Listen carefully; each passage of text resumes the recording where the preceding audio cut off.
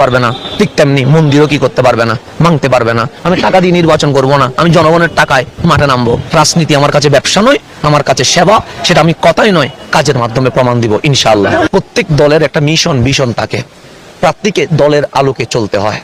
আমি যেহেতু কোনো দলের বিরুদ্ধেও নয়, কোনো ব্যক্তির বিপক্ষে নয়, আমাকে জনগণ নামিয়েছে।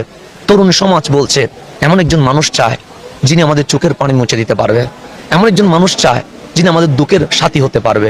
সেই জন্য জনগণের দাবির প্রেক্ষিতে আমি রাজনৈতিক মানুষ নয়, কিন্তু আমি মাঠে নামতে বাধ্য হয়েছি, কারণ তারা পরিবর্তন চায়।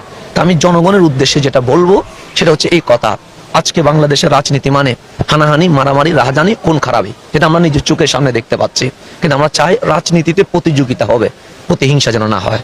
আমরা তো দিন শেষে সবাই বাংলার নাগরিক। মাশাআল্লাহ, হাসান আল আজহারি হুজুর অনেক সুন্দর বক্তব্য দিয়েছেন।